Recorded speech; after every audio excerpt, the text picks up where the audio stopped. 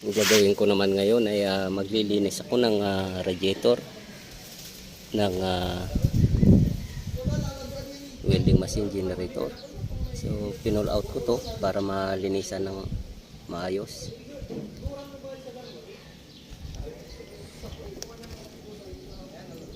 So yung gagawin ko rito ay yung outer lang naman na pag-cleaning. Although luma na itong radiator na to, kahit pa paano wala pa naman leak at wala naman siyang overheating. So lilinisan ko lang siya para medyo guminhawa yung makina. So lumang welding machine generator na to, kombinasyon siya ng sa mga lightings at pwede rin siyang gamitin sa welding machine. Lumang-luma na siya. Kung tutuusin na kailangan na siyang palitan, kaso wala nga lang siyang overheating sa history.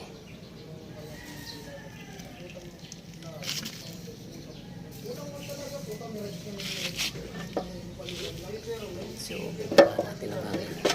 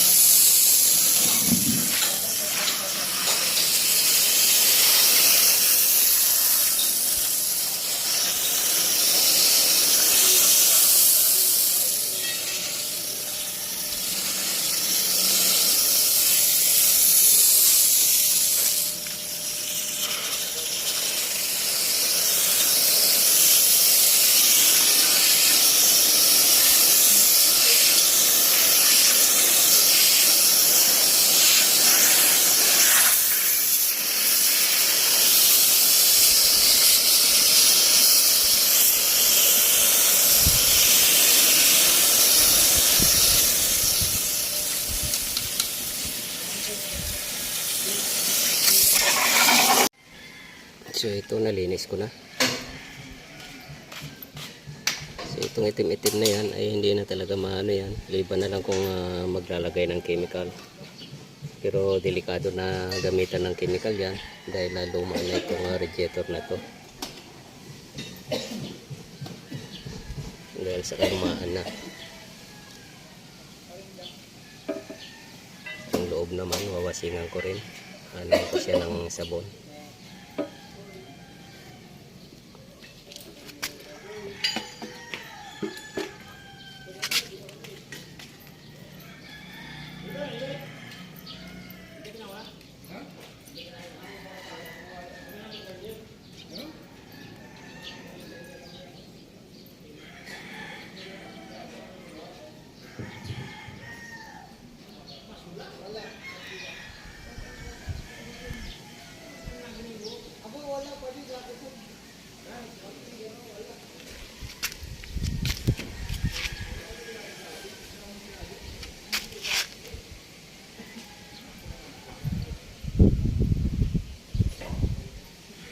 Sabon lang ang ginamit ko kasi kapag ginamitan ng chemical baka tuluyan ng masisira to.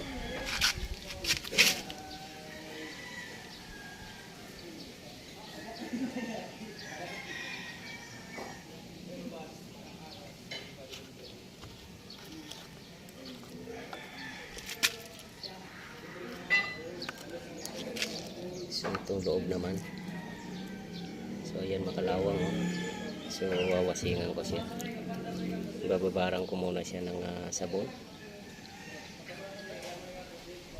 Ayan.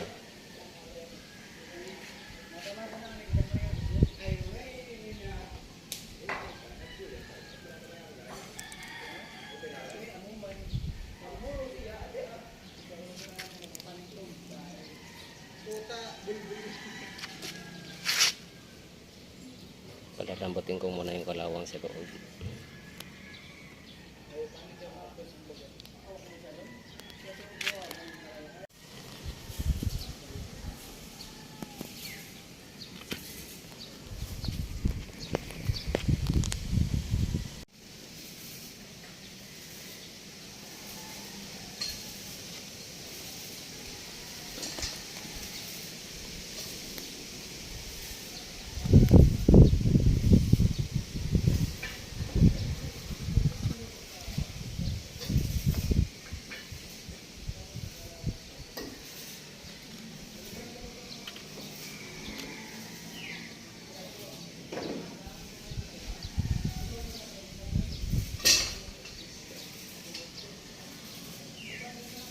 Lumang-luma na talaga to.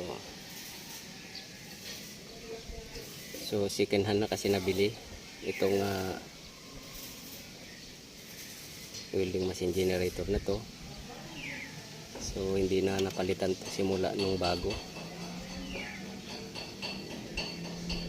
So nung nalipat naman dito sa project, hindi pa rin siya napalitan. So hindi pa rin, hanggang ngayon hindi pa rin siya nasisira, pero palagay ko medyo ano na rin to,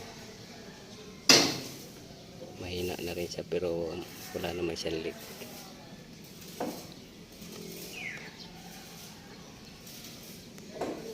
Wala rin naman siyang overheating, so pwede na rin siguro pagtiyagaan din muna to. Sasalpak ko na to para matesting yung welding machine generator.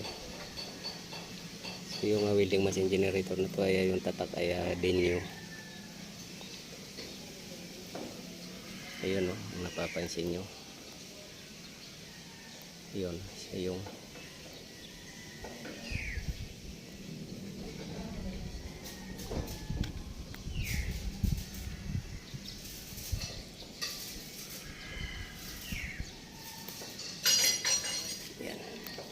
sasalpak ko na siya. So hanggang dito na lang po muna ang video kong ito. Please like, subscribe na lang po and hit notification bell para sa susunod na mga video. God bless us all po.